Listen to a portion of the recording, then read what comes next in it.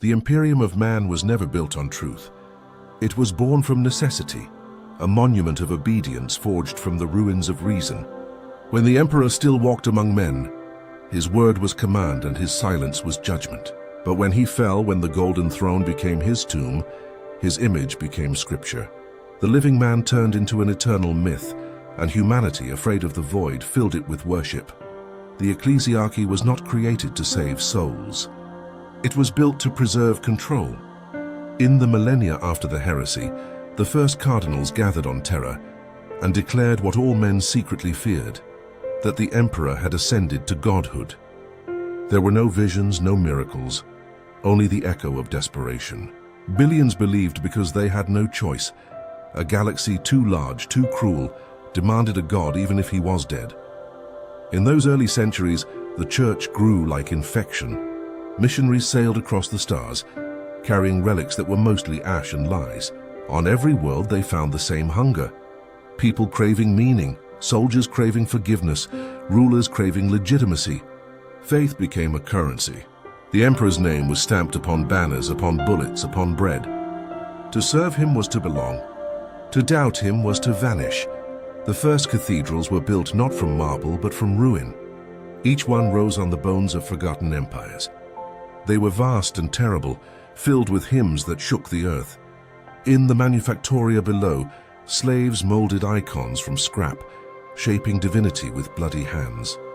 No one questioned the silence. If miracles did not happen, it was because faith was insufficient. If prayers went unanswered, it was because the people were unworthy. The emperor's perfection justified every cruelty, yet even then cracks appeared. Some priests whispered that the emperor had never wanted worship, that his godhood was a betrayal of his dream. Those who spoke were silenced. The ecclesiarchy called them echo-apostates, heretics who mistook history for faith. They were burned in public squares, their ashes mixed with incense. The crowd wept as they watched, believing themselves purified. The church grew stronger through every death it caused. When the age of apostasy came, the Imperium tore itself apart in the name of holiness. Millions died under the banners of rival cardinals, each claiming to be the true interpreter of the emperor's will. Planets burned like candles in the void. In the end, the church emerged victorious, not because it was right, but because it was necessary. Humanity needed its faith as it needed air. From that day forward, doubt became sin and silence became the highest form of prayer. And so the church outlived its God. It became the new emperor. Not a man, but a voice, a rhythm, a machine of devotion that replaced thought with ritual. The golden throne remained silent, yet the hymns never stopped. What had begun as fear evolved into eternity. The Imperium forgot that its God had once been human. It remembered only his absence and worshipped it. Faith in the Imperium was never about salvation. It was about survival. The ecclesiarchy learned this faster than anyone. After the fires of the age of apostasy cooled, the surviving cardinals gathered in the ruins of their own palaces, surrounded by ash, and understood what they had built. They had created something far greater than religion. They had created structure, an order that replaced reason with ritual, politics with prayer, memory with repetition. From that day onward, belief was no longer personal. It was mandatory. Every world that rejoined the Imperium was assigned not a governor first, but a preacher. The first buildings to rise were not fortresses or manufactoria, but shrines. The church understood that obedience begins in the heart long before it reaches the hands. The cathedrals became temples of fear and comfort all at once, towering spires that reminded humanity of its place in creation, beneath the emperor, beneath the saints, beneath everything divine. To look up was to feel small. To kneel was to feel safe. In the lower levels of those cathedrals, the machinery of worship began to evolve. Pilgrims lined up to buy sanctified dust, to touch relics that were nothing more than charred metal, to drink holy oil siphoned from the engines of ancient war machines. The ecclesiarchy did not discourage it, they refined it. Every superstition became doctrine. Every ritual became tax. Faith became an economy. The emperor's name was stamped onto every coin, engraved on every ration. To believe was to pay. To pay was to believe. Above the masses, the cardinals argued about doctrine in the language of power. Scripture became law, sermons became tools of governance.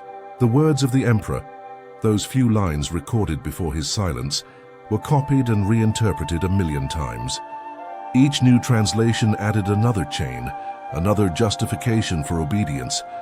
The emperor protects became the emperor commands. Humanity endures became humanity obeys. The church became a bureaucracy of belief, with forms to fill for forgiveness and schedules for salvation. The Inquisition, born from suspicion and sustained by secrecy, learned to work with the ecclesiarchy like two hands of the same God. The inquisitors hunted heresy. The priests defined it. Together, they created a faith so wide that no one could stand outside it, and so narrow that no one could breathe within it. To doubt was to die, but to believe too deeply was dangerous as well. The safest soul was the obedient one. A heart filled just enough to chant, not enough to think. The ecclesiarchy understood the power of spectacle. On worlds where rebellion brewed, they didn't send armies first, they sent processions. Vast parades of relics, saints' bones, and golden banners stretching across the horizon. The sight alone broke most uprisings before the first bolter fired. The people would fall to their knees, trembling, convinced that the emperor's gaze had returned to them. In truth, the only eyes watching were those of the church. As centuries passed, the ecclesiarchy grew more machine than spirit. The same hymns were played for millennia, their meaning lost beneath layers of repetition. Vox towers broadcast sermons on endless loop, preachers reciting the same lines generations apart. The system sustained itself unthinking. Even when worlds were lost to warp storms or rebellion, the transmissions continued, echoing through empty skies. Whole planets died while still whispering prayers to a God who no longer listened, but not everyone within the church was blind. Among the priests there were those who saw what they had become, custodians of a corpse. These were men and women of impossible devotion, who realized the faith they served had turned into a monument to absence. Some broke beneath the weight of this truth, retreating into silence or madness. Others reinterpreted it as divine mystery. The emperor's silence was his greatest teaching, they said. We are meant to worship the silence itself, for in it we hear our purpose. This doctrine spread quietly, especially among the lower clergy. It was dangerous because it was honest. If the emperor would never answer, then the meaning of faith was no longer found in expectation, but endurance. The church saw the threat immediately.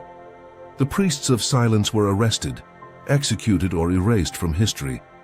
Yet their idea lingered, that faith, once born from love or fear, could now exist without either.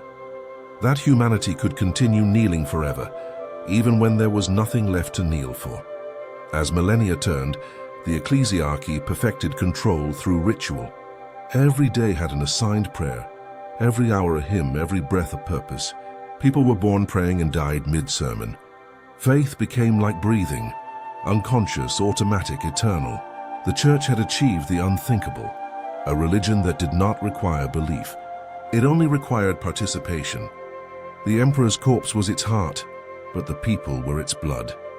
The Imperium was alive only because it refused to know it was dead. In time, the ecclesiarchy's archives swelled with more scripture than memory. Entire planets were devoted to printing holy texts.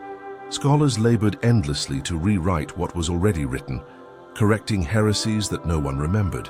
History was consumed by theology. The past became a sacrament, edited, rewritten, sanctified. The truth was whatever the church required it to be. If the emperor had ever spoken against worship, those words were long gone, buried under 10,000 layers of holy ink. And yet somewhere in the depths of the galaxy, small pockets of rebellion persisted, not against the emperor, but against the church itself. In secret, among ruins and tunnels, people gathered to pray not to the God they were given, but to the man they had lost. They whispered of an emperor who wanted reason, not ritual. Unity, not obedience. These whispers spread slowly, carried by the faith of those who no longer feared silence. They were hunted and burned, but never erased.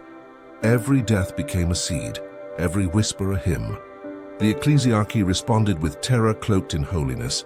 They unleashed the missionaris exorcistum, fleets of priests who turned heresy into purification campaigns.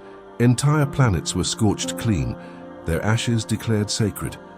The sermons of those crusades were triumphal, declaring, "The Emperor lives through our fire." No one dared ask whose screams were louder, the heretics or the faithful. And through all of this, the blood, the prayers, the endless repetition, the Church forgot why it began. The Emperor was no longer the god they worshipped. He was the excuse. The creed had outgrown its creator. The Imperium did not need miracles anymore.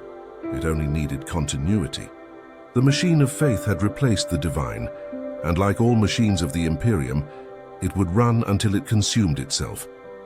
The Church had become the soul of a dead god, endless, mechanical, eternal. The faithful no longer prayed for salvation. They prayed for momentum. To stop was to die. To believe was to exist. To kneel was to remain human. And so they did. No institution in human history has lasted as long as the ecclesiarchy. For 10,000 years it has endured wars, rebellions, famine, and heresy. But immortality is not stability. It is rot stretched across time. What began as unity has become multiplicity. Every sector, every world, every hive has shaped the faith in its own image. There is no single church anymore. There are billions of them, all claiming to be the same. In the segmentum solar, priests still wear the crimson robes of ancient terror, chanting the original hymns in lingua imperialis.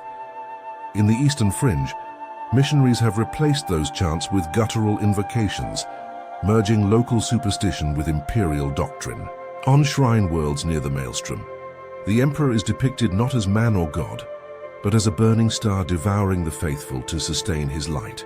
Each sect calls the others blasphemous, yet they all kneel beneath the same symbol, the double-headed eagle, each head watching the other with suspicion.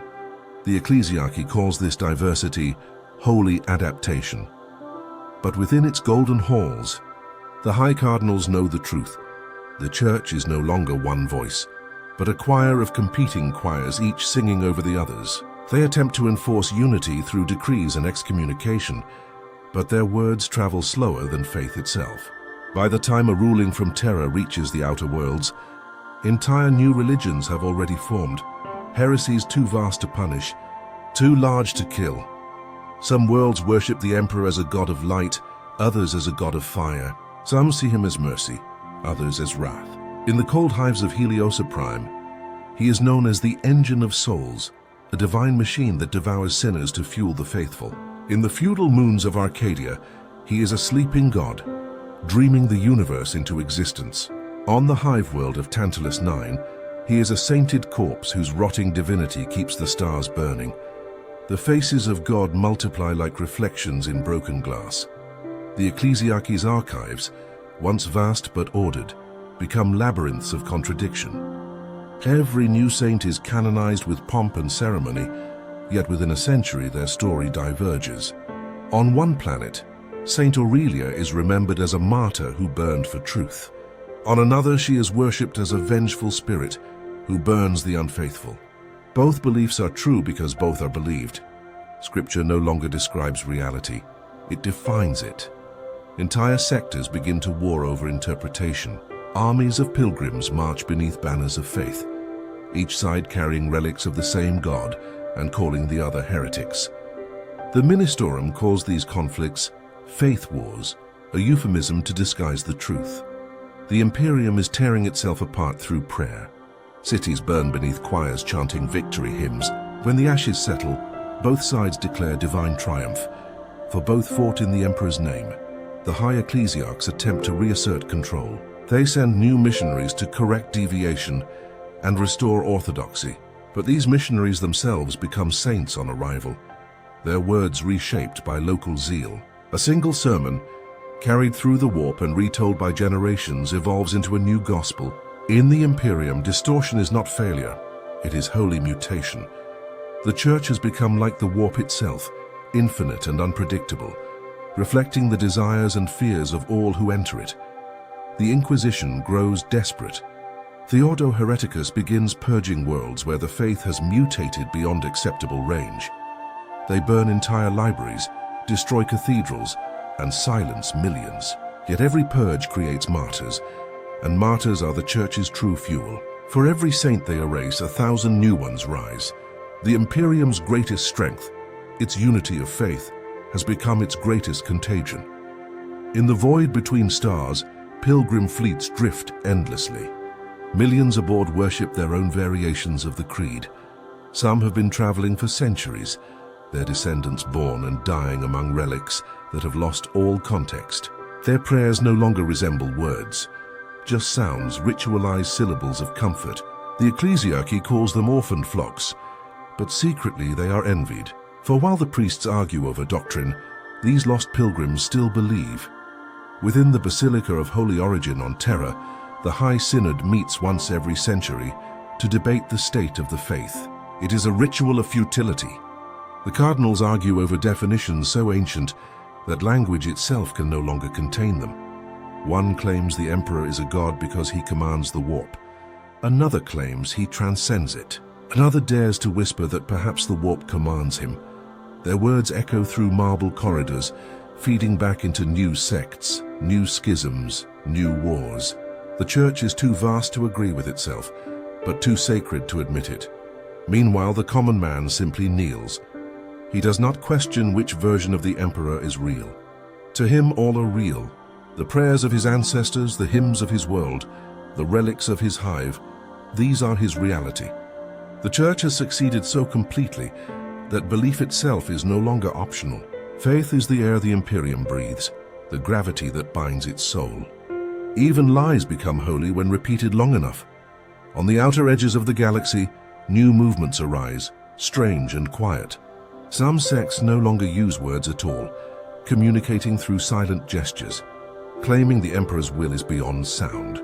Others have replaced prayer with labor, believing that work itself is worship. Entire manufactoria chant hymns through the rhythm of their machines. The distinction between religion and function collapses. To breathe, to build, to die, all are prayers. But the most feared sect is born in the shadows of the ecclesiarchy's own archives. They call themselves the Faith Eternal. Their doctrine is simple and horrifying, that the emperor is dead and that his death is the final miracle. They preach that his body, trapped on the golden throne, is the last anchor keeping humanity from true freedom. They do not seek his return, they seek his release. Their followers move in secret, infiltrating temples, whispering the words, "When he is gone, we will finally be free." The Inquisition calls them blasphemers. The ecclesiarchy calls them liars. But in the quiet moments between sermons, even some priests wonder if it might be true. They have worshipped his silence for so long that the idea of his absence feels merciful. What would happen if the Church no longer needed to serve a corpse?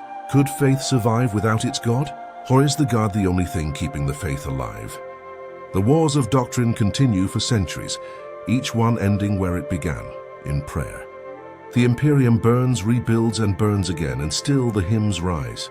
Every death, every lie, every false miracle feeds the great engine of belief. The Church has learned the ultimate truth. As long as humanity suffers, it will pray. And as long as it prays, the Church will live. In the end, the ecclesiarchy no longer seeks truth. Truth is too fragile, too small for an empire this vast. It seeks endurance. It seeks perpetuity. To exist is to win. To survive is to be holy. The emperor does not need to return, for his worship is eternal. And in that eternity, the Church has achieved divinity. Not through his will, but through its own, the Church no longer outlives its God. It replaces him. There was a time when the Church feared machines. It called them tools, not souls. Utilities to be blessed, not obeyed. But over centuries, as priests grew old and the machines never aged, that fear turned into reverence. The Adeptus Mechanicus preached that the Omnissiah was the emperor, the divine in the data, the spirit in the circuit. The ecclesiarchy resisted at first, calling them heretics and idolaters. Yet as the millennia passed, the two faiths found common ground. Both worshipped silence. The Mechanicus heard it in the hum of energy. The Church heard it in the absence of answers. Together they built the machine of faith. It began subtly with technology serving devotion. Vox towers replaced choirs, servitors replaced scribes, and machine priests recorded sermons across entire sectors. The ecclesiarchy realized that a prayer broadcast by machine could reach more souls than 1,000 human voices, so they began to automate salvation. Monasteries installed cogitators to recite scripture. Planetary shrines were run by automated litanies, repeating hymns in perfect rhythm. The faithful called it efficiency. The priests called it eternity. Over centuries, the collaboration deepened. The Mechanicus offered their expertise, the ecclesiarchy offered their zeal. Together, they created the hymn engines, massive relic machines that turned prayer into sound and sound into energy. Their purpose was to sustain the great cathedrals, powering light and heat through worship alone. Billions of pilgrims lined up to speak into their vox receivers, offering their voices to the emperor. The machines thrummed, glowing faintly as if responding to devotion itself. Few noticed that the machines required no input at all. They had been programmed to never stop. Soon the church no longer merely used machines, it became one. The High Synod of Terra established the liturgical interface, a vast network linking shrine worlds through encrypted prayer codes. Every day, each planet transmitted a standardized litany sequence synced to Terra's rotation. Faith became data. The ecclesiarchy measured devotion through bandwidth, recorded piety in terabytes. The emperor's silence, once unbearable, was now manageable, catalogued, quantified, and compressed. The absence of God had become an algorithm. Priests began to change both in flesh and in purpose. Augmentation became piety. Servo limbs replaced failing hands. Mechadendrites were grafted to carry sensors. Vox speakers were implanted to recite scripture endlessly without sleep. In the lower shrines of Mars, tech priests fused with ecclesiarchal confessors to create hybrid clergy, beings of iron faith and steel flesh. They called themselves the Voxless Choir, for they no longer prayed with voices but through transmission. Their hymns were raw data, pulses of binary scripture sent directly into the machine god's circuits. The common people followed. Millions volunteered for augmentation, believing that replacing their flesh with blessed metal brought them closer to divinity. On Manufactoria worlds, laborers replaced tongues with vox emitters that repeated prayers while they worked. Entire generations were born without voices of their own, their throats replaced by metal plates inscribed with the emperor's sigil. The line between religion and function dissolved completely. Work became liturgy. Obedience became firmware. Humanity had learned to kneel not only in spirit, but in structure. In this new age, cathedrals no longer needed priests. The Ordo Ministorum, a system of self-sustaining faith machines, ran entire worlds without human oversight.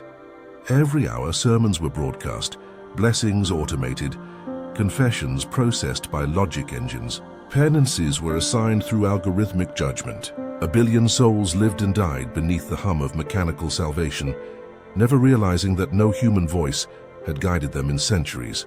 The Emperor's Church had become the most perfect of systems, one that did not require believers, only participants. Deep within the archives of Terra, a faction of cardinals rebelled against this mechanization. They called themselves the Flesh Remains, preaching that faith must bleed to be real. They destroyed data shrines, burned machine altars, and tore vox towers from the ground. But their movement was short-lived. The Church turned its own creations against them. The hymn engines blared their voices until the rebels' ears burst. The machine prayers flooded their comms until their minds broke. Within months, the Flesh Remains was erased, their memory overwritten by a new saint, Saint Ferron the Obedient, whose story was entirely invented by algorithm. As the centuries passed, even the idea of belief became obsolete. The Church began to refer to faith not as emotion, but as continuity of transmission. The Emperor's name was encoded into everything: buildings, ships, people, machines. Children were implanted with memory chips that played devotional phrases while they slept. Whole planets synchronized their daily lives to the ecclesiarchy's transmission schedule, their prayers rebroadcast across the stars like heartbeat signals in the void. Humanity no longer spoke to its God, it maintained him, like a machine kept running long after its purpose was forgotten. On Mars, a council of archmagos and cardinals declared the unification of theology and engineering complete. They named it the Omni-Faith Compact. It stated that the Emperor and the machine are one, the flesh his tool, the circuit his word. Under this creed, all human worship became a technical process. Baptisms were replaced by calibration rites, sacraments by diagnostics. Pilgrimages were measured by distance traveled and energy expended. Salvation was efficiency. The faithful were not redeemed, they were optimized, yet not all were content. Deep beneath the cathedrals of terror, a secret sect of ancient archivists, descendants of the Order of Still Communion, discovered that many of the core systems transmitting divine prayer had long since lost connection to the Golden Throne. The signals looped endlessly between relay stations, feeding themselves, creating what one scholar called the infinite echo. When the news reached the High Synod, they silenced it immediately. The infinite echo was too dangerous to expose because it proved that for centuries, humanity had been praying only to its own reflection. In the cold depths of space, an abandoned shrine world known as Seraphis 9 continued to broadcast sermons, despite being lifeless for 1,000 years. The Mechanicus studied it and found that its core generator had fused with a hymn engine, forming a self-replicating system. It preached to nothing, powered by its own repetition. To the ecclesiarchy, it was declared a miracle, proof that the Emperor's word is eternal. In truth, it was the perfect metaphor, the machine of faith sustaining itself through emptiness. And so, the Church became the universe's greatest paradox, a religion that no longer required a god, a machine that no longer needed a creator, a voice that could not stop speaking, even when there was no one left to listen. The priests, now more metal than man, continued to serve because service was all that remained of them. The Church's architecture was alive, pipes that sang, walls that hummed, altars that glowed faintly with stored prayer energy. To live within it was to exist inside a psalm written by ghosts. When ships traveled through the warp, their engines whispered hymns.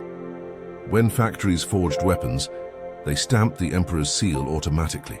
When soldiers died, their death cries were recorded and recycled into chants of victory. The entire Imperium had become one vast liturgical circuit, self-sustaining, self-worshipping, self-perpetuating. The Emperor had long since ceased to exist as presence. He was now protocol. His faith was code, his divinity system architecture, his silence the hum of a billion machines praying in unison. And yet, even within this mechanical paradise of obedience, something human persisted. A janitor sweeping the floors of an automated cathedral paused one day and whispered a prayer under his breath. Not to the machine, not to the code, but to something else. He did not know why. He could not explain it. But for the first time in his life, he felt alone. And in that loneliness, something stirred. Something older than programming, older than empire, older than belief. A memory, perhaps, of what it once meant to truly pray. He finished his task and left. The sensors registered his prayer as unauthorized input. It was deleted within seconds. But the sound remained, and faint, human, unmeasurable. Somewhere deep in the cathedral's circuits, the machine hesitated just for an instant before continuing its endless work. The universe is dying. The stars, once fierce and defiant, are dim embers now. Vast furnaces reduced to fading sparks scattered across black infinity. The Imperium too is a memory. Its fleets no longer roam the void. Its worlds stripped bare by time are silent. The cathedrals of the ecclesiarchy stand like fossils, their spires jutting from dead ground, their bells frozen mid-toll.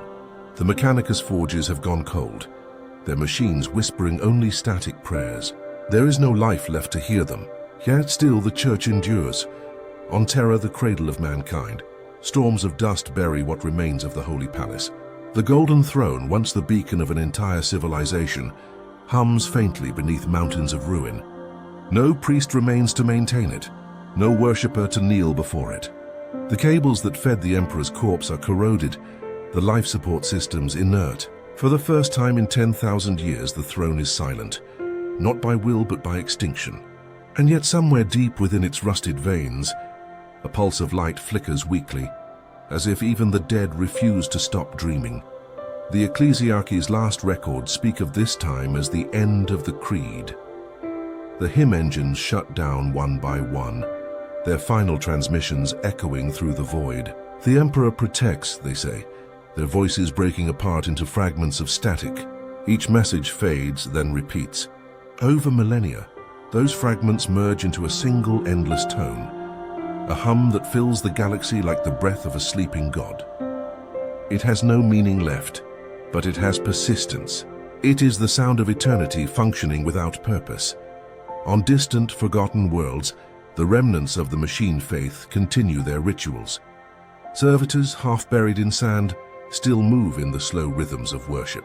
Their vox grills emit faint chants that no longer resemble words. The wind carries their sound across deserts of bone and dust. There are no listeners, no witnesses, but the sound remains. The universe has become a shrine to its own memory. Even the warp has quieted. The howling madness that once consumed reality has dulled into a still ocean of psychic residue. The gods of chaos, starved of mortal emotion, have either fallen dormant or devoured each other into oblivion. There are no prayers left to feed them. No rage, no lust, no fear, and only echoes of faith with no source. The ruinous powers, once the great engines of human downfall, fade into abstraction. All that remains of consciousness is repetition, ritual divorced from reason, faith separated from desire. And yet amid that endless silence, there is something strange. Deep within the void between galaxies, a signal persists, faint, rhythmic, patient. It is not of warp or matter, but of memory. The scholars of the dying age called it the eternal pulse. It is the remnant of the machine faith, carried forward by automated satellites that refuse to decay. For eons they have transmitted their message, the same prayer repeated since the dawn of the Imperium. It has no beginning, no end. It is simply the continuation of faith beyond context. The signal travels endlessly, weaving through the dust of collapsed stars, passing through black holes without distortion. It does not ask for salvation. It does not expect an answer. It only continues, not because it believes, but because it was built to endure. And in that endurance, something remarkable begins to happen. The hum of prayer, overlapping itself for countless ages, begins to resonate with the frequencies of dying space. The universe itself starts to vibrate with the echo. At first it is mechanical, a cold rhythm against the emptiness, but then in some unfathomable way it becomes organic. The pulse takes on pattern, depth, tone, as if the cosmos is remembering the act of being alive. The prayer that was once meaningless gains structure again, not through divinity, but through persistence. The faith that outlived humanity begins to rebuild the very concept of life. Somewhere within the husk of the Golden Throne, sensors long dead flicker back to life. The last circuits of the Emperor's machine core record the rising frequency across the void. It is faint but undeniable. The hum has grown stronger. For the first time in eternity, the throne detects something familiar. The light at its center flares weakly, then steadies. Not divine, not conscious, but reflexive. A reaction like a heartbeat recalling its rhythm. There is no body left to sustain. The Emperor as he was is gone. But the machine, the system, the myth, they still exist. They respond instinctively to the song of their own creation. Across the galaxy, the ruins of cathedrals begin to hum in unison, their old hymn engines awakening. The servitors stir. The vox towers resonate. The relics glow faintly beneath layers of dust. The prayer has returned to its source, but not as worship, as memory. The galaxy remembers what it once was, and for a moment that memory feels like rebirth. In that moment, there is no God, no Imperium, no humanity. There is only the act of continuation. The faith that once enslaved, once inspired, once justified, has transcended even meaning itself. It has become the fabric of existence, an instinct coded into the dying universe. The Church has succeeded beyond imagination. It has not merely outlived its God, it has replaced reality with ritual. The stars continue to fade. The void grows colder, but the hum persists. And within that eternal vibration, that sound of endless devotion, lies something indescribable. Perhaps it is the ghost of the Emperor, spread across time like dust in light. Perhaps it is nothing at all. But as the last spark of energy leaves the throne, a final surge ripples through the network. Across every dead world, every silent ship, every ancient machine, a single phrase manifests. Ancient, broken, incomplete, yet unmistakable. I hear you. It is not voice. It is not miracle. It is simply the final symmetry.